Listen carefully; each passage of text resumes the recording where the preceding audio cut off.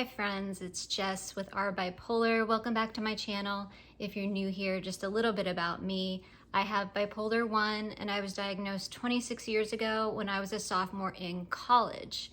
Today, I want to talk to you a little bit about something that's going on for me right now, which is living in fear of having bipolar symptoms or, a bipolar episode.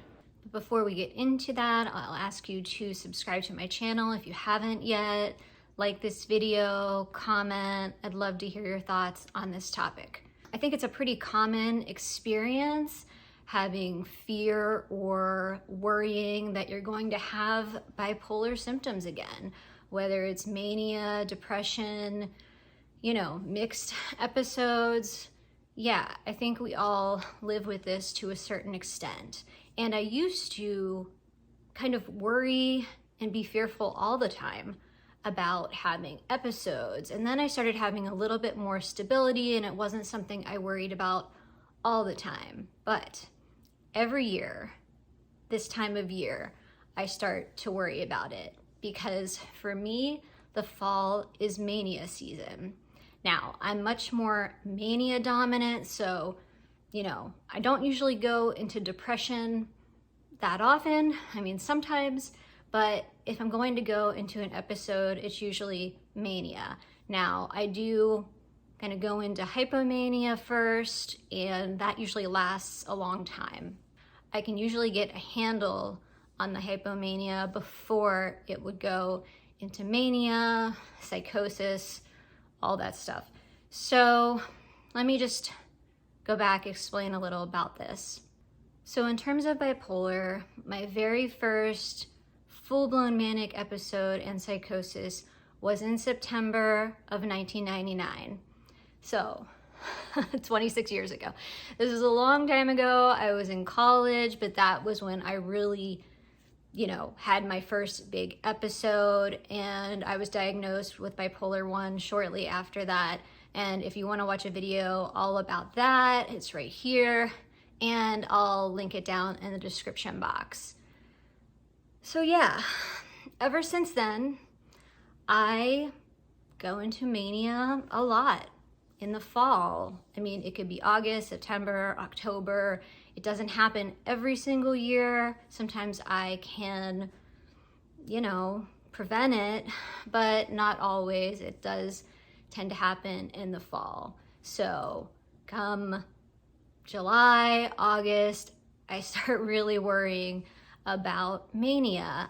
And there's also other reasons why I could possibly go into mania in the fall. So I don't know about you, but I still have anxiety kind of going into September, like thinking of all the back to school anxiety I had as a kid. And now I have a child who goes back to school this time of year.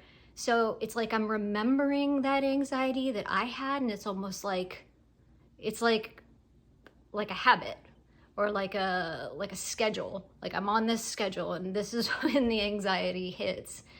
And then, I witness my child having some level of anxiety. She's actually really extroverted and loves being around people. And I think it's probably less so for her, but I'm still witnessing her going back to school, and I'm busier because she's going back to school. So she's going back to school, all the fall activities are starting, like everything ramps up, like the summer is kind of quieter, and then everything ramps up. My husband is also a teacher, so Brian is going back to school as well, and there's just a lot of change and flux going on, and for me, that can ramp up anxiety in general and possibly cause hypomania or mania.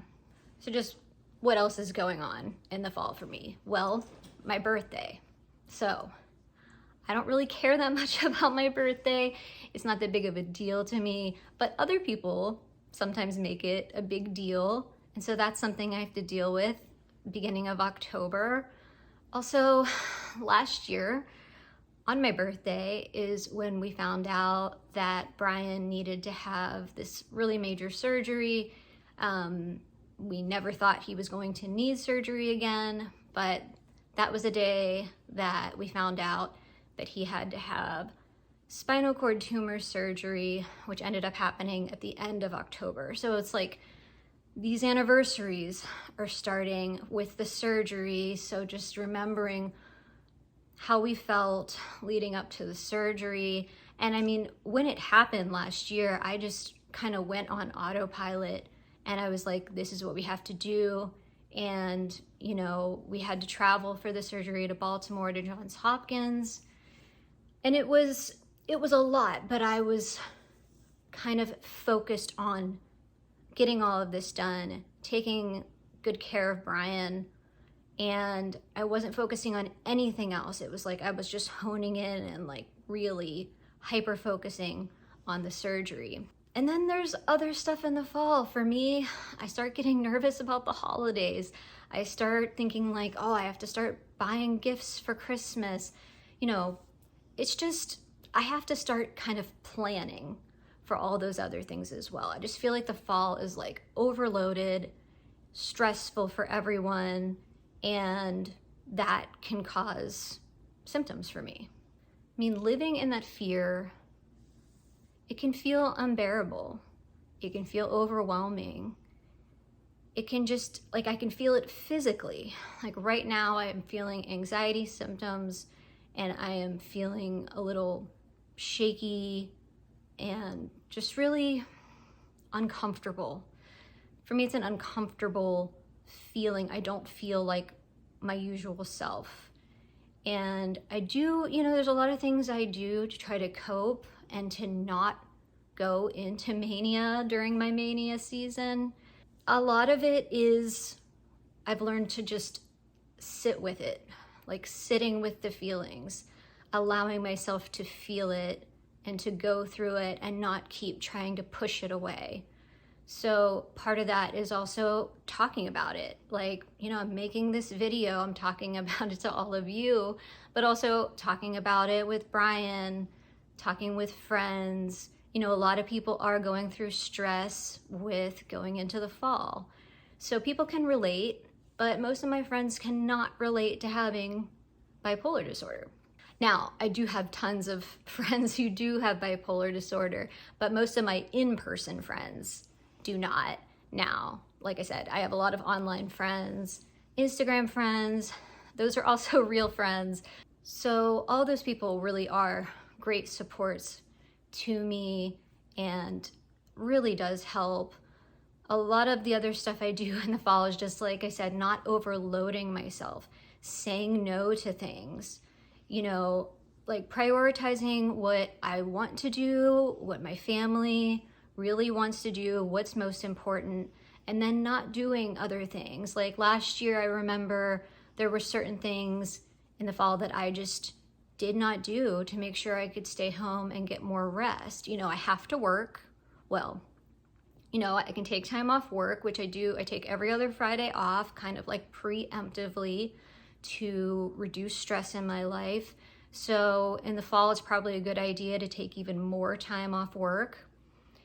And I also will just like cut out of other things. Like friends know that if they ask me to do something in the fall, you know, I might say no.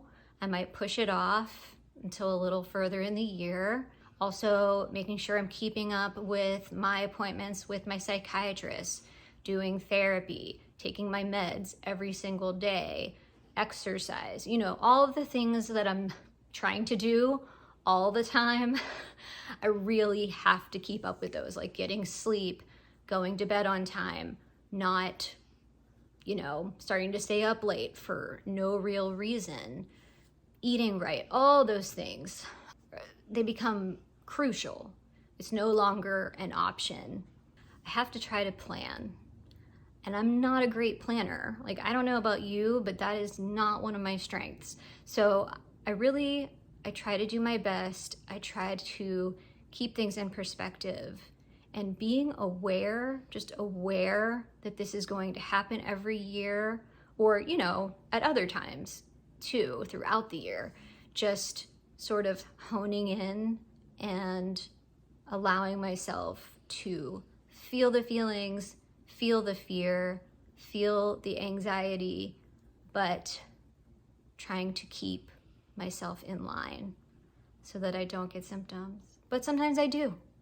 I'm sure you do too. Like, I can do all the things, I can try really hard and still go into hypomania. And I have to let that be okay, because it's going to happen. You know, we have this illness. These are symptoms of the illness. So we shouldn't be shocked when we have symptoms, right? But it is frustrating and hard, and, you know, it affects our lives. And if we're already going through a difficult time of year, getting symptoms during that time can really derail things. So, you know, we just have to do our best, but it's not always gonna go perfectly. All right, tell me about how this goes for you. Like, do you feel fear of having bipolar symptoms a lot? And like, what do you do to combat them and try to stay stable? I would love to hear it. All right, well, thank you for watching this video, and I'll see you in the next one. Bye.